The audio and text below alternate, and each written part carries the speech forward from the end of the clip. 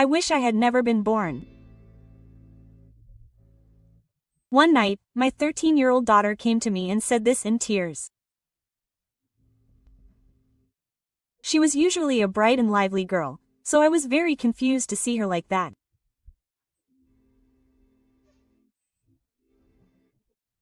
Two days later, she took her own life. In the midst of deep grief, I was sorting through her belongings when I found something.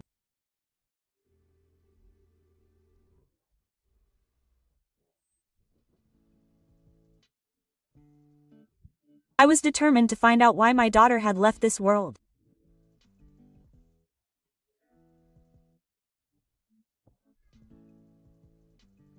I grew up in the countryside and started living alone in the city, thinking about getting a job. Then, when I was 25, I met a man named Shota at work. He had a good-looking face, was good at his job, and was popular with the female employees.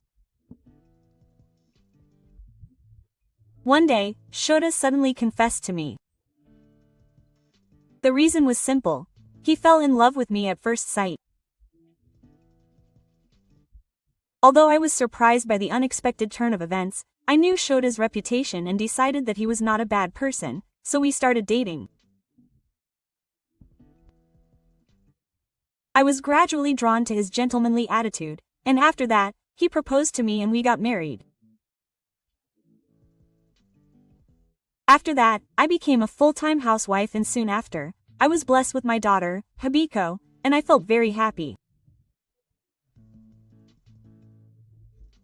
However, I never imagined at the time that this was the beginning of the tragedy. Since Sayoko was born, my husband's attitude has changed drastically. He rarely came home straight away, and he started hanging out with women at nightclubs and interacting with young girls on the internet. Some of these things were told to me by my husband, but some of them were discovered because I happened to find his SNS account. I questioned him many times, but Shota showed no signs of remorse. It's not cheating. It's just a game. It's not just something you think. I definitely go to stores with women and talk to young women at work. Don't worry too much about it. Every time he made such unconvincing excuses, the word divorce crossed my mind. However, it was clear that if I were to separate from my husband, it would be financially and physically difficult. As Sayoko grew up, I also began to feel sorry for her situation of not having a father. I should just put up with it rather than make her suffer. With that in mind, I decided to continue our married life. A few years later, my daughter grew into an active girl who liked sports. By the time she reached high school, she was rumored to be beautiful and had a good figure. On top of that, the kind and innocent Hidari had many friends and became a popular leader in the sports club. However, while I was happy to see my daughter grow up, I was worried about the way my husband looked at her. At that time, I had the impression that Ikuto was more of a man who looked at young girls with lustful eyes than a father who loved his child. He would touch Hidari-ko, who was in her 4th year of puberty, for no reason and would sometimes act insensitively. I couldn't stand it and secretly warned him, but he didn't seem to understand anything. You're overthinking everything again. But even if she's your real child, she's at an age where I don't think it's good to interfere too much. Are you jealous of your own child? Come on, give me a break. I couldn't argue with her because there was nothing that had happened to conclusively.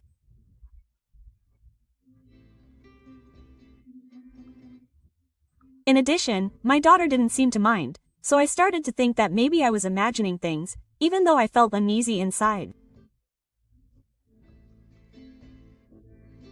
However, I realized that I was wrong. It was the night when my husband called to say that he would be working overtime and coming home late. Seo Tsubasa, who was 13 years old at the time, suddenly came to me. It was already past 10 p.m., a time when she would normally be asleep. "What's wrong? You're working early because you're doing daily activities, right?" I thought she was just unable to sleep, but when I called out to her, she just kept her head down and didn't move.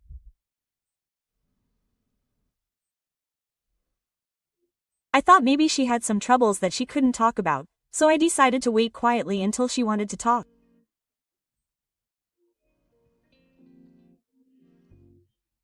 Then, as if my feelings had been conveyed, my daughter showed a little confusion and suddenly hugged me. "I wish I had never been born," she muttered.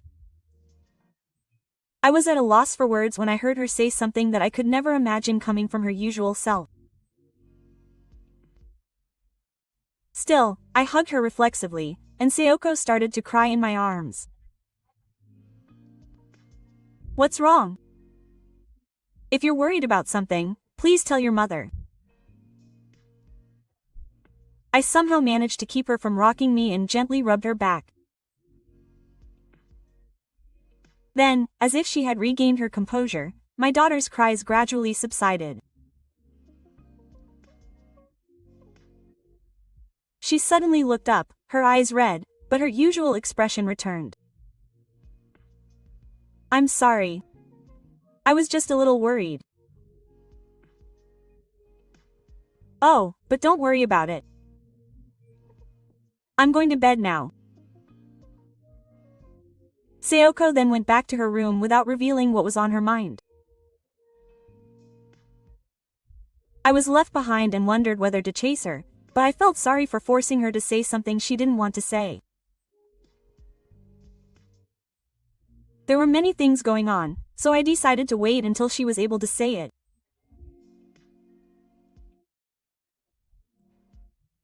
I decided to wait for a while, but that decision gave birth to a great tragedy.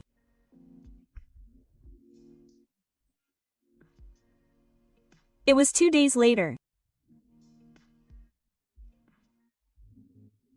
Why did my daughter leave this world? While I was crying in despair and confusion, the police informed me that Sayoko had taken her own life. If I had listened to her troubles at that time, I would have regretted my choice so much that I couldn't do anything for a while after the funeral. Unlike me, Futoshi was very calm and actively sorted out Sayoko's things. I was grateful, but at the same time, I felt sorry that he must have been shocked. I have to do it at least while my husband is at work. Having made up my mind, one day I took the plunge and entered my daughter's room. Every time I saw her mementos, I felt sad and upset, but I still managed to proceed with the cleaning. Looking inside the closet, I found her old smartphone in the far corner. It seems that Sayoko had kept the previous model, which she was attached to, even after she had replaced it with a new one. I wondered if there were any photos left in it. I thought there might be some images of my daughter, so I tried to check inside, but it was locked and not easy to open. However, I wanted to keep some of my gratitude to Sayoko, so I tried my best and tried various things. As a result, I was able to unlock it on the day of the band's decision, which she had secretly told me she liked before. But unfortunately, I didn't find what I was looking for, and all that was saved were notes like sentences. I was feeling disappointed, but after a while I casually looked through them and found a folder that was different from the others. This was the only one that was locked. Fortunately, it was the same password as my smartphone, so I opened it and looked inside. The next moment, I was shocked to see the horrible truth hidden there.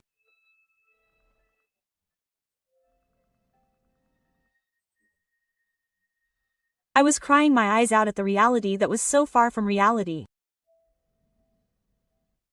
At the same time, I was shaking with intense anger that welled up inside me, and I decided to take revenge on the person who had cornered my daughter. The next day, I took what I found and made a plan to visit a certain person and punish him. 2 days later, I went to my husband, who was lying down in the living room.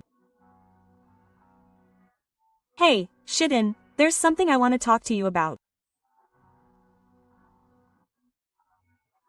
He seemed to sense something when he saw my serious appearance, and replied with a slightly nervous look on his face, "What is it?" "It's about Sayoko. Do you have any idea why that girl took her life?" "Well, I have no idea. Maybe she was forced to leave school or something. I don't know because I haven't been consulted at all. I really have no idea." At first, he looked sad, but he seemed irritated by my persistent questions. He told me he didn't know anything, so I immediately showed him something. "Right. Well, the same thing can be said if you look at this." I had my daughter's old smartphone that I found that time. "Oh, what is this?" He looked at the screen with annoyance and his face turned pale all at once. I found Sayoko's diary in the folder that was locked that day. Surprisingly, it contained the things my husband had done to her. It all started when my daughter had just started junior high school. One night, after a bath, Sayoko was wearing thin pajamas when Shida said some unbelievable words to her. My daughter was so shocked by the words that seemed to make fun of her figure at the time that she couldn't recover for a while. After that, my husband began to see our daughter, who had a mature silhouette for her age, as a woman. In her diary, she wrote that the gaze was disgusting.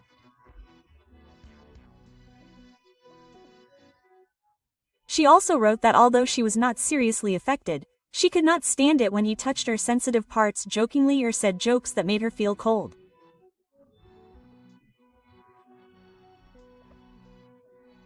However, he refrained from bold actions in front of me and behaved as a normal father. She gradually felt pain in such daily life, and in her heart, she hated to see her husband's face.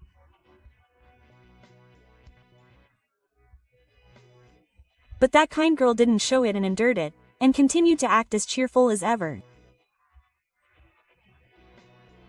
She must have remembered it. He kept his head down in silence. Moreover, if you look closely, you can see that his hands were trembling slightly, and it was clear that he was shaking with her. Even after this, he can't say he still doesn't know. That must be because he misunderstood something. At least I don't remember that. Still, I told my husband, who refused to accept the facts, that there was more to the diary. One day when I was away, Sayoko was suddenly told by Shida with a serious look on his face that he had debts. His daughter was even more surprised, and he bowed his head and asked her to work for him. I didn't know this either, but it seems that after we got married, my husband had been secretly racking up other debts without telling his family. Probably the result of giving money to young girls and losing it at a shop like that. He thought about apologizing to me and consulting with me at one point, but when he threatened to divorce me, he thought he would have to pay alimony, so he gave up. In the end, he plotted to get his grown-up daughter involved in the repayment. And the way he did it was to make Sayoko do illegal night work. He told her that this was their secret, and threatened that if she told anyone else or refused, their family would fall apart. She seemed to have a slight panic when he told her that, and refused, saying that he couldn't do that. Shota got angry at Sayoko's response, yelled at her, saying that he shouldn't have raised her, and said whatever he wanted to her. It was written. Deeply hurt, Sayoko Tsubasa didn't know what to do in the face of the reality that was easy to accept. It was because of this that she hugged me later and cried, saying that she wished she had never been born. However, if she told the truth, she would hurt her mother, and she didn't know what kind of terrible things her father would do to her, so she couldn't say anything and just kept it to herself. At the age of 13, she probably didn't have any other options. It was soon after that.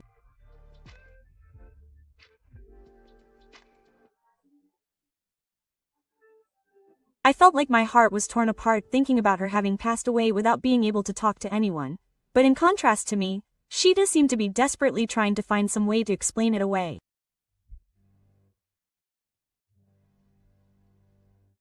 It's wrong to assume that I was the cause just because it was written in the diary.